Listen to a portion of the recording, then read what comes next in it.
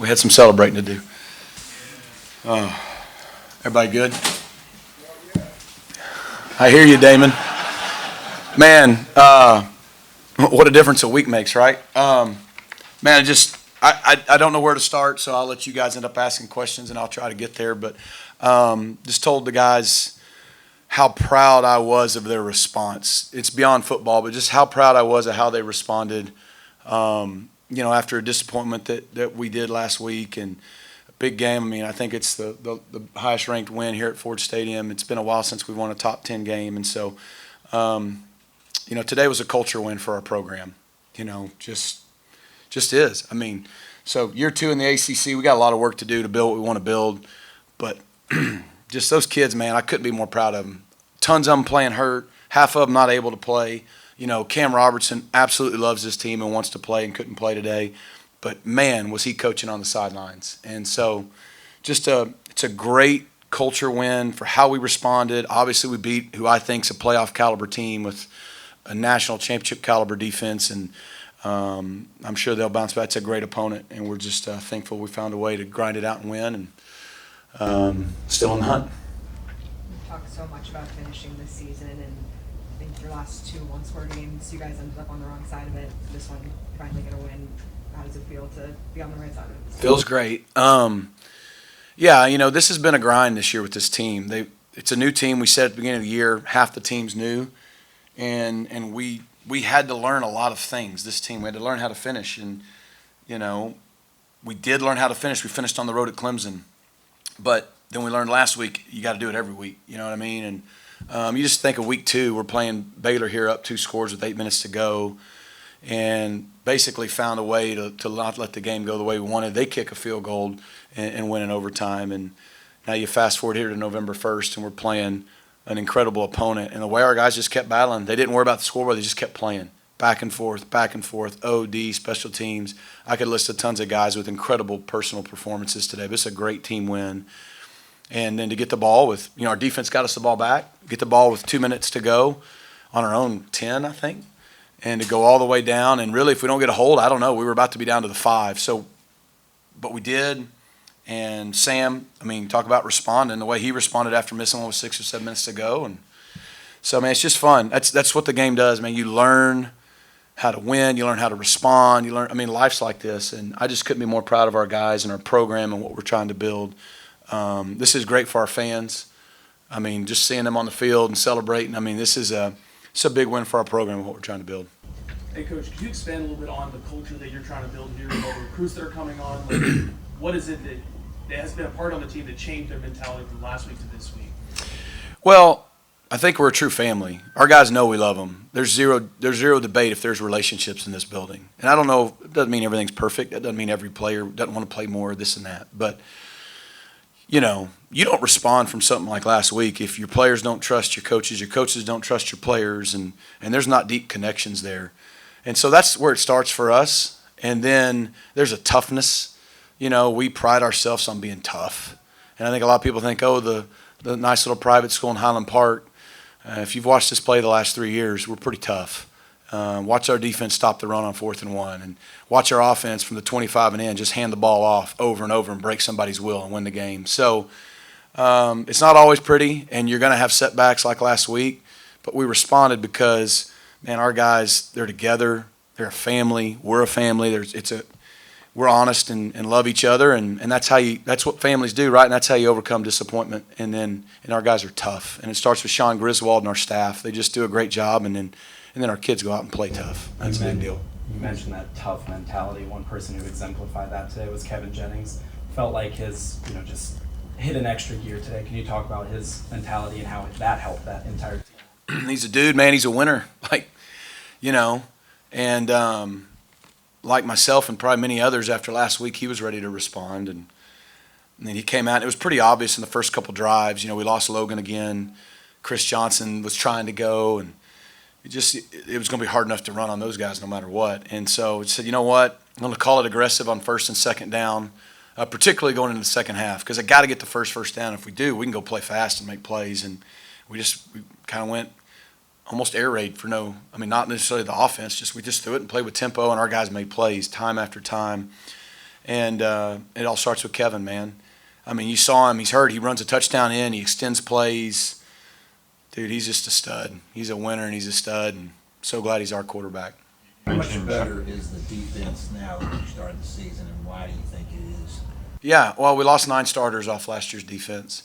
So, you know, you could count Ahmad Moses and Isaiah Wacobia, and Cam Robertson backed Elijah Roberts up, was basically a starter, and same with Kilgore. But, like, we started over. And I think it takes time. And I think what Scott Simons and that defensive staff has done to continue to help those kids grow and put them in position to be successful. I think our D-line, Calvin Thibodeau, Sam Dunham, what they've done with an entirely new defensive line except for Cam and Isaiah Smith. And then we don't even have Cam last week or this week. And those guys just keep getting better and better, and we're stopping the run. And we're able to get after the quarterback. And, it's tough today because their O-line's incredible. Our linebackers, the way they've grown, we lost our 2 starting linebackers, and then our 2 starters coming in the season missed the first 3 games. And other guys had to play a lot. So it was rough early, but now here we are, and we got 4 or 5 guys that can play because they've grown. And then on the back end, sure, we're not a statistical unit back there, but we did a great job today of not letting them be explosive. Keep it in front of us, hit them, knock it down, and then we got a few tips and picks and made plays, and it's just growth and development. We had a brand new unit, and but they bought in to SMU football and how we play defense here, and now they're starting to play with a lot of confidence. What is it about November that you guys preach and work on that just the everything just starts clicking for you guys?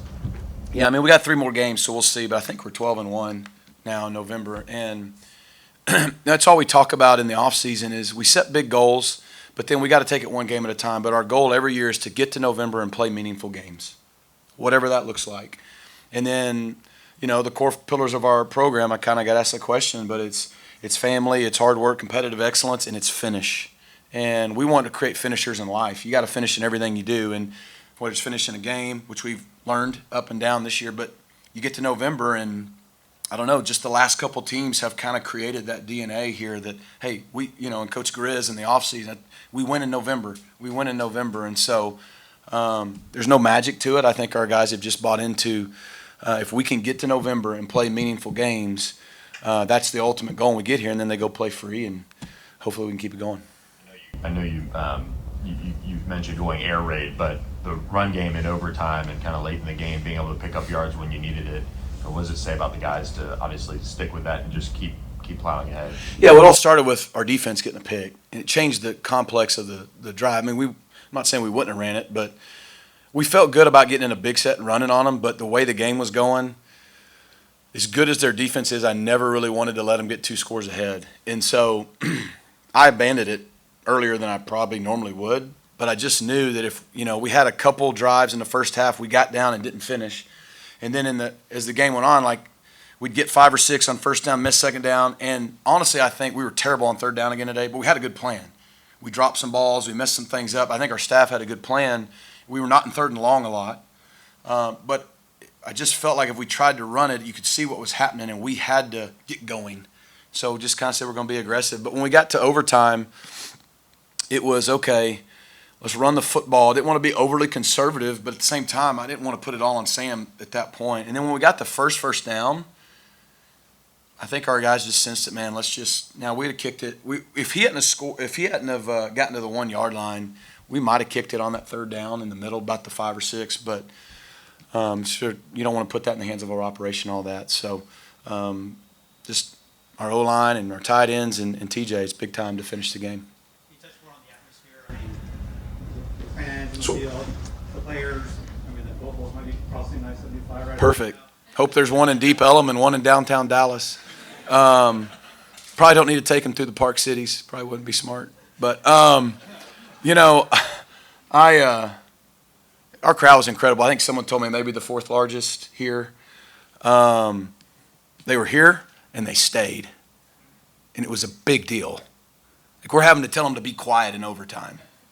That's a big time deal, right? And it wasn't just the students. It was everyone. And so that's what's so fun about building stuff. It's a process, and it doesn't happen like we all want it to. I'm as impatient of a person as there is in the world. My wife will raise her hand and amen right over here. But just the process of it, our fans are huge. They make a difference. We just beat a top 10 team at Ford Stadium, and we need to make that the norm, that atmosphere. We haven't got any night games at home this year, so to do it on a day, I hope there's a lot of reverse boulevarding going on right now. I might even go check it out here in a minute. You choose to sign an extension here yesterday. Is a day like today and a day like today the reason why? Yeah, I mean, SMU is a destination job. And, SMU chose us first. And so that matters to us. It's where we want to be. And, if I'm going to, here in a month, start talking to these kids, if I'm going to ask Kevin Jennings to not go play wherever else and who all's going to try to take him, right? And all these other kids to not leave and to buy into the vision, well, I got to do the same thing.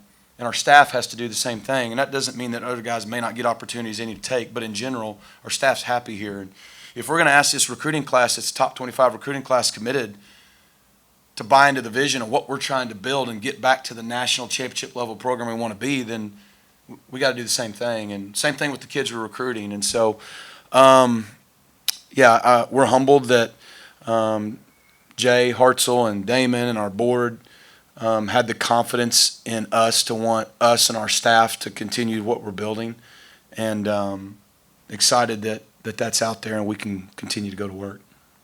Coach, one thing that you have sort of put in this program is the next man up mentality. One week, some guy may have a good week. The next week, you mentioned camp coaching guys celebrate each other when they have a big game. Can you talk about that? Because it just seems like one week is CJ, then it's Hudson, then it can be Harden, it can be anybody. Yeah, it's amazing what happens when nobody cares who gets the credit. And in a world where it's transfer portal and NIL and all this stuff, there's nothing wrong with that, and kids getting what they can get. It's not one thing. It's a total staff and team commitment. And every year you got to build it again and protect it. So it's just because you have it one year doesn't mean you'll have it the next. But Sean Griswold starting in January every year, going through the offseason, our staff, our players. And it helps that we've had success and guys have rolled over, and your Ahmad Moses's and your Isaiah Wakobia's and Cam's and Kevin Jennings and PJ Williams and on can say, hey man, no, this is what we do here. They've had enough success that they're all bought in, and they just kind of pass it down to the next, which is what you used to do in program building, and it's harder to do now. But yeah, man, it's again, we start every January and February with it's all about relationships, and that we don't do X's and O's till we fight as hard as we can to build those as strong as we can for days like today, or honestly for weeks like last week, because that's when you really need it. We don't need it after a win like this as much as we needed it last week. How much of a turning point do you feel like, or just maybe a pivotal moment for the season that this could have gone either way, and obviously you had two conference losses when you put this moment? Today's a big day. It's a big win. We're going to celebrate it like crazy, and tomorrow we're going to wake up and figure out how to go to Boston and get a win, because it's going to be hard. It's probably going to be cold and rainy, and it's just we know how hard it is to win. This team, we felt like going into the year had a lot of potential, and you saw that today. You saw it 2 weeks ago. But we've also realized that there's not a lot of margin for error with us. So, and as beat up as we are, this is going to be our 6th straight P4 games. First time we've done that in 4 decades. So it's going to take everything we have to get through and find a way to grind out a road win before we get into an off week. And so this is a big win for our program. I think we're not even 2 years in the ACC, and we're 3-1 against Miami, Clemson, and Florida State. That's a big deal. But we've not arrived. And we have to learn to carry that maturity over to next week and get a win. So it doesn't define this season. It doesn't do anything other than keep us in the hunt for the conference, and got us bowl eligible. And it gives us a much better feeling this week as we prepare for Boston College than we had last week. You talked about how beaten up your team is right now and the toughness that your guys have showed. Several of the guys who left the game today looked like it could be serious, whether it was Kevin or Ahmad Moses or Terry Webb. Who surprised you the most by checking back into the lineup? Who surprised me the most? I don't know, because it happens fast down there. I'm just being honest. Guys are in or out. I don't know. I mean, I don't know if any of them surprised me. I mean, Kevin, what he did. How about Ty Hawkins coming in and just no big deal, 2 plays in a row, and he was ready to keep going. Ended up getting us 3 points because of that. Ahmad Moses didn't surprise me, but I thought he was really hurt. And it was like 3 plays later, he's back in. He goes from the tent to back in to making the game-winning interception. A guy like that who's been here all 4 years with us, he was in our first recruiting class, never left. And to have a day like today, he's going to remember that for the rest of his life. And so I don't know if anybody surprised me, and I also don't know how bad everything is. You know, it'll be tonight or tomorrow. I'm sure we'll be without some guys again next week and be the next man up again. To Since you were rebound. here the first time, how much has this program changed? Yeah, it's a good question. I don't know. It's hard when you're in the middle of it. I mean, we're playing Miami for homecoming. That's a big change. You know, it's packed and loud, and they're carrying the goalpost down to Deep Ellum, we said, so that's a change. We beat a top 10 team for the first time in my lifetime. That's a big deal. And I just think we have a toughness about us, and we expect to win. I think our fan base is on board. I think our entire administration and the SMU family is on board with. We want to build this thing to be as good as we can possibly be. And I'm not saying that hasn't been the case in the past, but I just know it is now. I think kids in Dallas, I think what's changed, and kids in Dallas want to stay and go to SMU. It's cool to go to SMU. It's cool to stay home and play in Dallas. We're Dallas's team. It's been embraced by the city. It's been embraced by the kids. I mean, our starting quarterback's South Dallas's finest, who won a state title at South Oak Cliff, and all he does is go out and beat Miami for homecoming. So I think that's what's changed. The kids in Dallas say, you know what? I don't got to leave to go elsewhere and play big-time football. I can stay right here. I can build my brand. I can get a great degree at SMU, have a great connections for life after ball, and, oh, yeah, I can compete for championships and play on the biggest stage. That's changed since I was here the first time. The field goal that was wherever it was, just rebounding from that. I'm not getting in trouble I'm today. not. I just knew you'd know which field goal I was talking about. That one and just kind of what you guys saw there. Officials handled it great by communicating. They communicated great. They told me, first of all, when it goes over the top, you can't review it, first of all. So we couldn't review it. And I don't remember which official it was. They were great all day. But he just said, look, I had it directly over the top.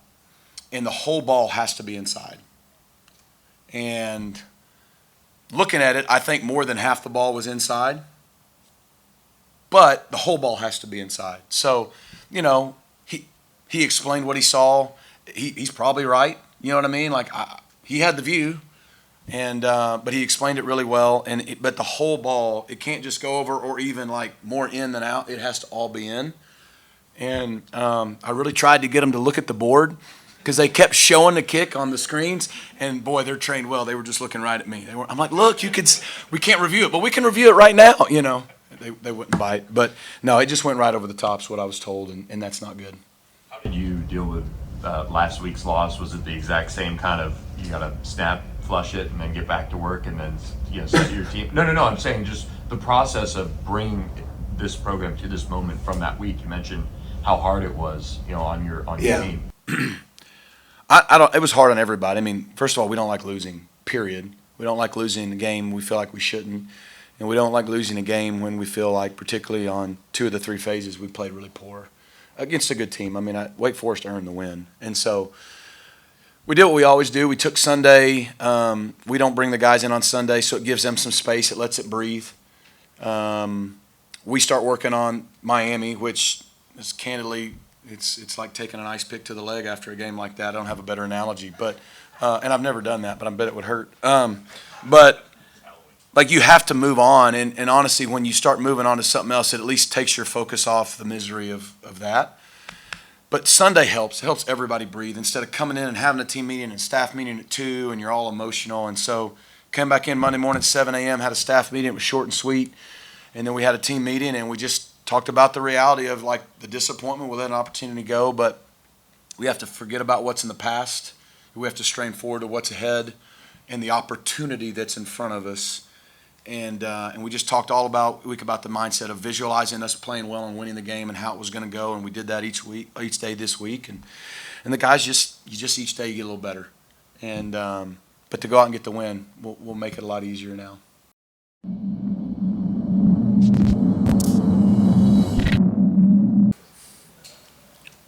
I wouldn't say it's different. I'd say it's another win. Different atmosphere with the crowd, with them being the top 10 opponent coming in. I don't think we never had that little of an opponent coming to Ford Stadium. So, I mean, it was a big rouse outside the team, but our main goal was to stay focused and stay the course. How do you guys feel about the atmosphere in today's stadium? Man, it was that was different. I ain't gonna lie. We didn't have packed out games, but it's never really either it's a highly anticipated game and then second half everybody didn't leave. But just coming out second half, seeing the same amount of people that it was at the beginning of the game, it really made a difference. Just being out there on defense, hearing the crowd, making the O line false start and stuff. It was just really different. I'm glad to be a part of it, honestly. Yeah. Ahmad, when you got hurt, it looked like it was awfully painful, and then you weren't out very long. You're only out a few plays. Mm-hmm. Was there any point you were unsure about whether you'd return? Oh no, not at all. Yeah, they had to. I wouldn't. They didn't have to. They basically almost had to drag me into the tent. I was like, I'm good. I'm in the tent. Every question they asked me, I'm like, I'm answering it to my best ability. I'm like, I'm good. Not trying to say the wrong things. I just knew all I had to do was just get back on the field because I knew I was good. I wasn't gonna even if I wasn't good, I was gonna find a way to fight through. I couldn't walk. I couldn't like go off the field at that time. I didn't. It was no way I was not gonna come back. Tell us about the goal line pick in overtime. Coach Simons really just called a good call. As soon as Carson Beck looked to my side, I had locked him to my man, and then basically I just drove him. And then honestly, I didn't think he was gonna throw it, but when he threw it, I was just like, I gotta make this play. So I just caught it, and then just knew right. I knew right in there, yeah, we won the game. We just had to get the ball in the end zone. Jordan, the offense or the running game didn't quite click early on in the game, but the offense stayed the course. You had 11 receptions, 138 yards, and then when the offense needed the run game, they sealed the game. What can you say about how the offense just stayed in the game mentally? Resilient. That's what I say about the whole offense. What y'all don't know is a lot of guys is banged up. It's probably about 6 or 7 guys with red jerseys that practice on the offense, that start on the offense, and I'm one of those guys. But I just say we resilient. We trust one another to do our jobs, and we got that brotherly bond. Like I don't want to leave my brother out there knowing like I can contribute or help. Like I just say we just got that brotherly bond, and when one thing not clicking, I mean, we got to be the spark on the outside, and that's what we did for the offense. One of your brothers on offense, your quarterback, Kevin, has been banged up all year. Yeah. Today he got hit and had to hop all the way off the field. Yeah. How surprised were you to see him back in a couple plays later? Not at all. When I seen him limp off the field, I knew he was coming back. If he would have stayed down there, I probably would have been a little surprised. But the fact that he limped it off the field, I knew he was coming back. It was just a matter of time. Lon, you've been here for a pretty long few years. Mm-hmm. What does today mean to you, just knowing what this program was? It means a lot, honestly. Just I was committed to UTSA. Like I was a late flip. Last day I took the job was telling me like, we're finna do something big over here. So it was really just me taking a chance and believing what he was telling me. And 4 years later, everything that he said really came true. So it's really just can't really explain it in words, but honestly, just glad to be here, and then just glad to be a part of something like this. Just keep moving forward from now on. For both of you, can you describe the chaos after the game? Man, I couldn't describe it. As soon as the game ended, I had went stood in the open, was just taking it in, and then after the first fan came up to me, asked for pictures, just said what's up. But yeah, I didn't see my teammates for the next 20 minutes. So coming from TCU, I done had a couple field storms, but I say that was electric. Like just seeing the fans just come down from the stadium, it was just electric, and that was a surreal moment. Thanks. So my man, like big plays, like that pick sixes, bad, crazy things happened last year, this year, this game, man. 2 picks, like it was huge. Like you talk about them, just I don't know if that's a trait that a guy can just have big plays, but like you seem to find a way to make big plays. You know what I'm saying? Honestly, that's what you want to do. Honestly, so like McGill, coach does tell me on the sideline whenever overtime started, he was like, "This is what you came here for, moments like this." So honestly, it's just about dropping your nuts and just making a play. So I was just able to. I'm glad to see both of the plays I made led to points like right after. So it's just that spark. It's like you never know what's going to change the game because I think they had just scored the drive before, whatever. So we had what's the name? I just got the pick, and then 2-3 plays later, we're in the end zone. So it's like you never know what play you make could like lead to something else. Your coach doesn't like to describe games as like a statement game, but to do what you did today against a top 10 team like Miami, you had the old Pony Express team here being honored during the game.